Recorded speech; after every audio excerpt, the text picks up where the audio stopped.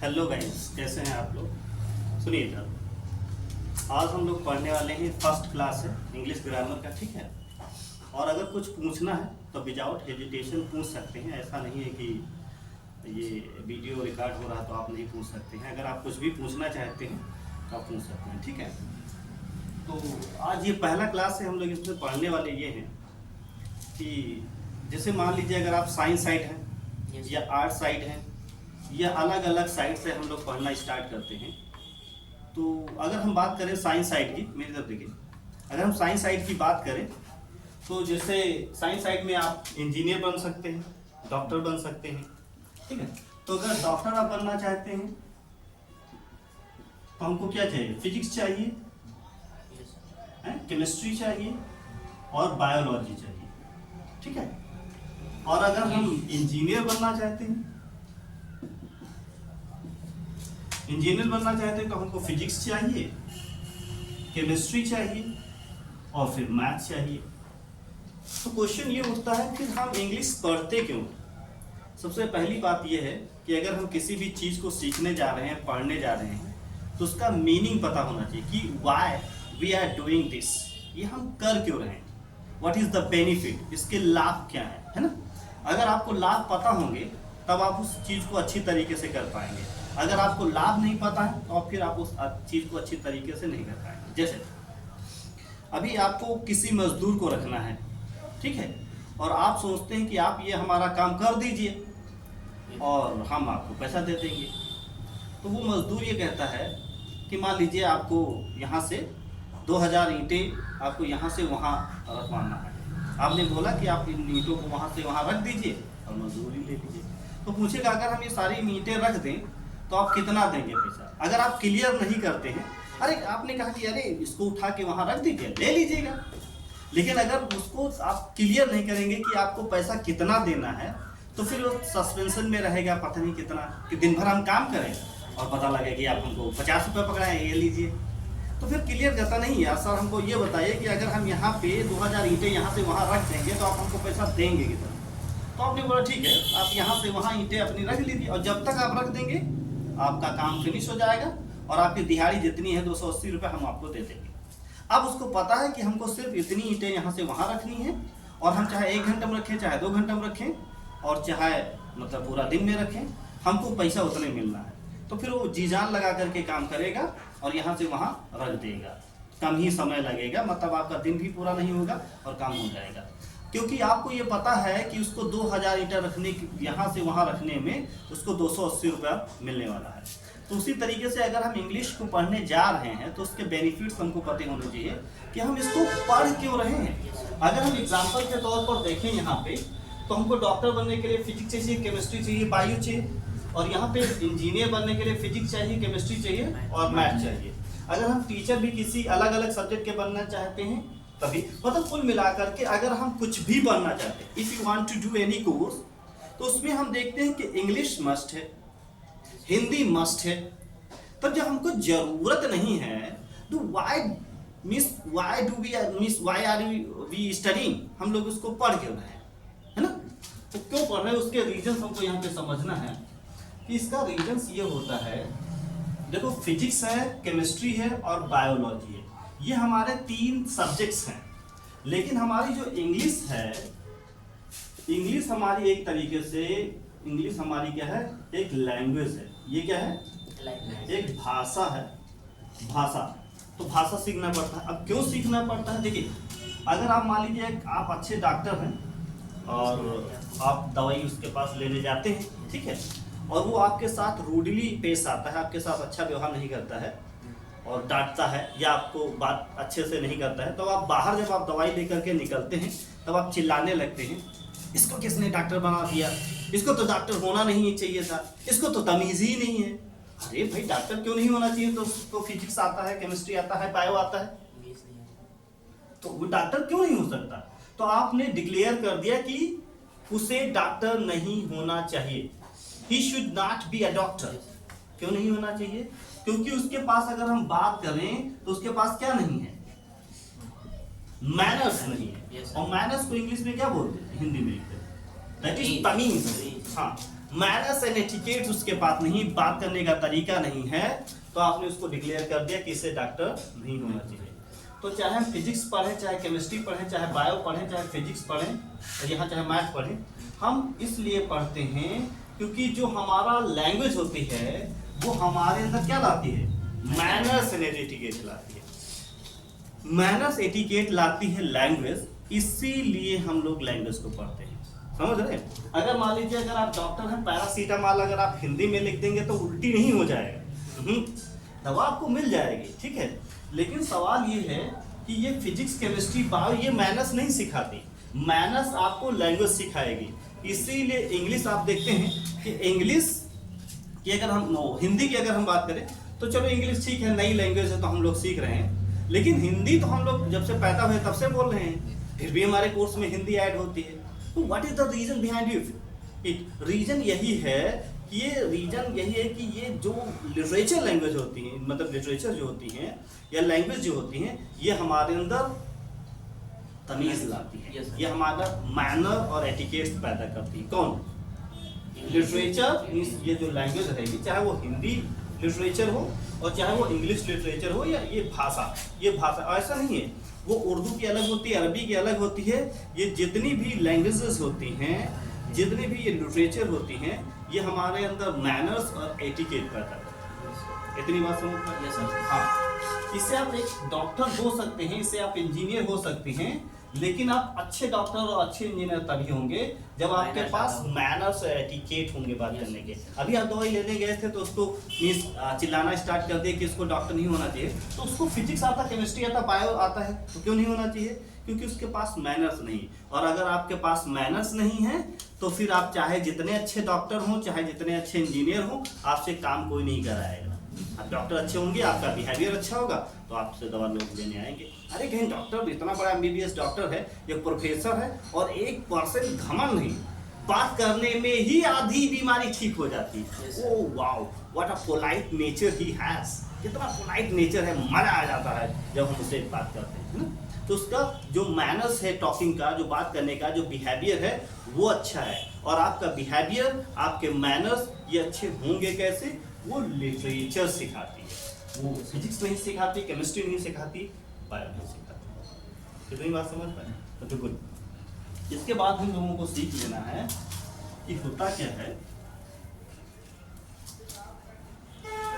जो first paper हम लोग पढ़ते हैं, फर्स्ट पेपर, उसमें हमारे पास शॉर्ट आंसर दिए होते हैं, जैसे शॉर्ट क्वेश्चन दिए होते हैं, शॉर्ट क्वेश्चन, और फिर लॉन्ग क्वेश्चन दिए होते हैं, लॉन्ग क्वेश्चन, है ना। हम लोग जब भी याद करते मतलब करने लगते हैं तो हम लोग परेशान हो जाते हैं कि शॉर्ट क्वेश्चन और लॉन्ग क्वेश्चन, क्योंकि हमारी ये मदर टंग तो है नहीं, तो इतनी आसानी से याद नहीं होती, तो काफ़ी हम लोग परेशान हो जाते हैं कि अंग्रेज तो चले गए, लेकिन ये अंग्रेजी दे करके चले गए, परेशानी जड़, ना याद हो ना कुछ हो, और स्कूल में पीटे जाओ, वहाँ पे डांटे जाओ, भाई दिक्कत की बात है, क्या किया जाए। तो ये short question, long question, summary जो हमको सिखाया जाता है, ठीक है, तो इसके पीछे क्या लॉजिक है, डू यू नो, कि इनको किस लिए सिखाया जाता? बहुत दिनों तक मेरी समझ में भी नहीं आया कि अक्सर ये सिखाया क्यों जाता है। लॉन्ग क्वेश्चन याद करो, शॉर्ट क्वेश्चन याद करो, चलो याद हो गए, हमको जितने भी लॉन्ग क्वेश्चन है, शॉर्ट क्वेश्चन है, याद हो गए, तो क्या हम डीएम हो गए? क्या हम ताकतवर हो गए? क्या हमारे अंदर कुछ और फैसिलिटीज आ गई? नहीं। तो फिर ये क्यों सिखाया जाता है? इसका भी एक रीजन होता, तमाम दिन तक हम समझ नहीं पाए कि ये क्वेश्चंस याद कराए क्यों जाते हैं। उसका आंसर ये है कि फिर वही है, अगर आप एक अच्छे डॉक्टर हैं, आप एक अच्छे इंजीनियर हैं, एक अच्छे टीचर हैं, एक अच्छे प्रोफेशनल हैं, एक अच्छे कुछ भी हैं, मान लीजिए आप चाहे सोल्जर्स हों, चाहे लेखपाल हों, और या कुछ भी हों, एक अच्छे पद पर हैं, पोस्ट के ऊपर हैं, तो सवाल यही है, मान लीजिए आपके पास एक डॉक्टर आया, या आप IAS में हैं, मतलब DM हैं, या आप SDM हैं, या SP हैं, कुछ भी हैं, आपके पास कोई भी बंदा कुछ भी किसी भी तरीके की प्रॉब्लम ले करके आया। अच्छा, वो मान लीजिए अगर आप ऐसे बात करें कि जैसे कोई बात 1 घंटे में आपको समझाया और दूसरे बंदे को आप उस बात को बताना चाहते हैं, तो आप वही बात को 1 घंटे में बताना अच्छा मानते हैं कि उसी बात को 10 मिनट में आप समझा देते हैं, उसमें कलाकारी, कि वही पूरी पूरी बात बताना उसमें कलाकारी।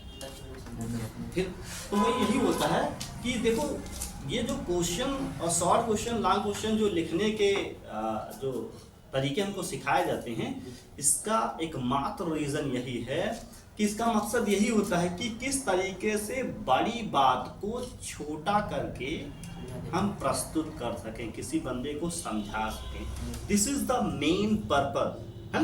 हमको समझ में नहीं आ रहा, परेशान हो जाते कि क्यों सिखाया जाता है, अरे लॉन्ग क्वेश्चन रटो और शॉर्ट क्वेश्चन। वो यही होता है, एक लॉन्ग लेसन, आपने लेसन पढ़ा पूरा, फिर उस लेसन के जरिए से ये सिखाया जाता है कि आंसर उसमें क्वेश्चन किए जाते हैं। फिर आपको बताया होता ना कि आपको आंसर देना, you have to answer within 30 words, कि आपको आंसर तो देना है लेकिन 30 शब्दों में।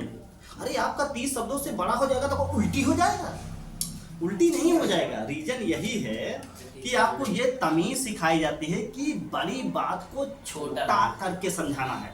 अभी तो कलाकारी नहीं, तो मान लीजिए 3 घंटे में आप मूवी देख करके आए, आपको आदिल मिल गए, देखने गए थे क्या, हाँ कहीं बताओ क्या स्टोरी, तो क्या तुम 3 घंटा बैठ कर सुनाओगे इनको? कलाकारी तो यही है कि आपको 3 घंटे की मूवी जो है 5 मिनट में आदिल को समझा देना है। तो आप उसकी समरी ही तो बनाएंगे, तो वही सिखाया जाता है। शॉर्ट बाबू क्वेश्चन, शॉर्ट क्वेश्चन और लॉन्ग क्वेश्चन और समरी लिखने का एक मेन पर्पस यही होता है कि किस तरीके से लंबी लंबी बातों को हम छोटा करना सीख जाएं। बताना उतनी ही बात है लेकिन कम शब्द में। लॉन्ग क्वेश्चन यही लिखना है कि बहुत जो एक लेसन में जो मान लीजिए 400-500-600 वर्ड्स होते हैं, उनको आपको 80 वर्ड में बताना रहेगा, तो लॉन्ग क्वेश्चन हो गया।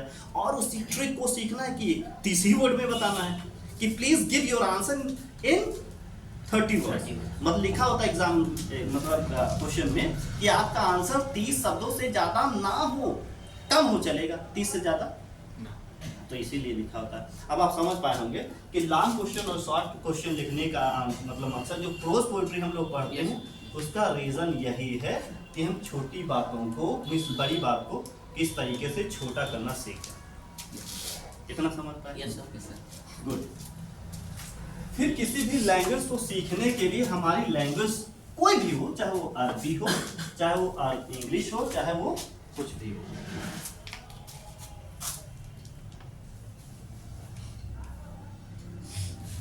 जो हमारी लैंग्वेज भाषा होती है, भाषा का मकसद ही क्या होता है? हर एक भाषा जो है वो 3 तरीके, भाषा का मतलब ही बाबू यही होता है कि language is a medium by which we express our thoughts, our emotion, our ideas। कुल मिलाकर के कहने का मतलब ये है कि हमारे दिमाग के अंदर जो कुछ भी है हम तुमको बताना चाहते हैं, तो कैसे बताएंगे? ऐसे तो कर नहीं पाएंगे भाई, भाषा से तो बताएंगे। तो भाषा का मकसद यही होता है कि हम अपने विचार आपको बताते हैं भाषा के जरिए से। वो इंग्लिश हो सकती है, वो हिंदी हो सकती है, अरबी हो सकती है, उर्दू हो सकती है, कन्नड़ हो सकती है, इंग्लिश हो सकती है, कुछ भी हो सकती है, लेकिन भाषा के जरिए से हम अपनी बात को बताते हैं। और भाषा को 3 तरीके से व्यक्त किया जाता है। कितने? 3। वैसे तो एक तो होता है मतलब रिटन और एक होता है ओरल, है ना। एक कभी कभी हम लोग रिटन लिख करके बताते हैं और कभी कभी बोल करके बताते हैं और कभी कभी होता है हम लोग जेस्चर से ही काम चला लेते हैं, है ना, इशारों से। तो अगर लिखते हैं, बोलते हैं तो एक तरफ हो गई लैंग्वेज, और कभी कभी इशारों से हो जाता है। कभी कभी हम आपसे कहते हैं कि चलो अब क्लास ओवर हुआ, ख़त्म हो गया, आप जा सकते हैं, ठीक है। और कभी कभी हम लोग इशारों से ही कह देते हैं कि क्लास इज ओवर, ठीक है। पढ़ाने के दौरान हमने बोला हाँ फिनिश, बोले नहीं, ठीक, और ख़त्म हो गया। या कभी कभी कहीं चलना होता है तो बोलते आदे, बोला नहीं पहले से, चलो, तो इस इशारों से भी हो जाता है ना सर। और फिलहाल लैंग्वेज को व्यक्त करने के लिए हमारे पास 3 तरीके हैं। पहला है प्रोज, दूसरा है पोएट्री,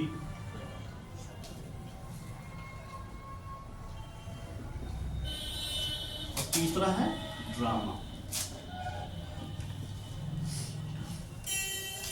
देखो धड़धड़ा के पढ़ाने लगने का मतलब ये नहीं है, जैसे आप कुछ अगर आप सीखने जा रहे हैं तो आप उसको कायदे से सीखिए। और एक बात है, इंग्लिश में बिल्कुल भी रूल्स नहीं होते, रूल नंबर ये रूल नंबर वो ये कुछ नहीं होता इंग्लिश में।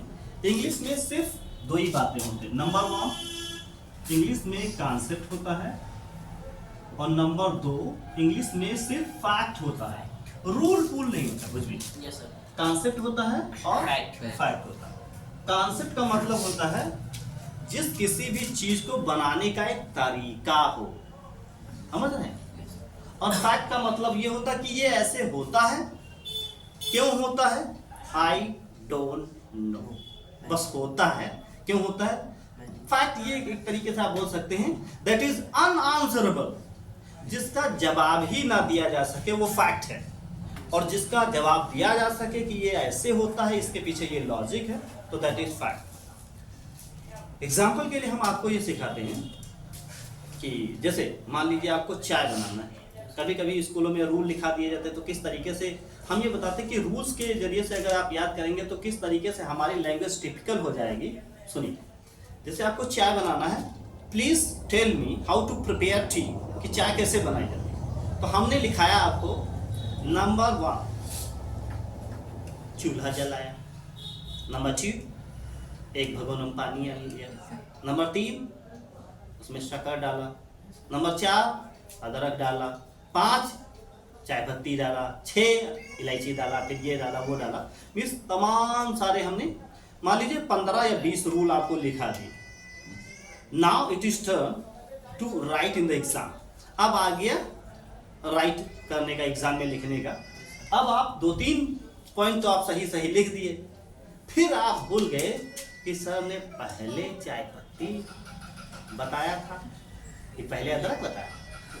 हाँ, तुम्हारा दिक्कत हो जाएगा, तुम रुक जाओगे कि यार अब कैसे क्या हो, पता नहीं कि ऐसा ना हो कि पहले अदरक लिख दे फिर चाय पत्ती।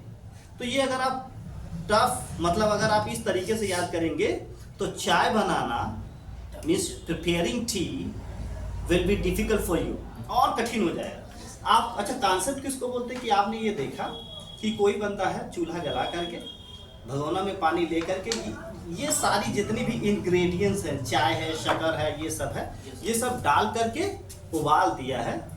Now the T has prepared, चाय बन गई, समझ रहे हैं। तो ये कॉन्सेप्ट है, तुमको ये समझना है कि एक चूल्हा जलाकर एक भगोना में ये सारी चीजें डाल करके फिर उबालना है, चाय बन जाती है। नंबर 1 पानी लिया, नंबर 2 चूल्हा जलाया, फिर अदरक डाला, फिर नंबर अरे दादाजी इससे और टफ हो जाएगी, तुम्हारी चाय वाय कुछ नहीं बनेगी, तुम जाओगे भूल। तो इस तरीके से किसी भी चैप्टर को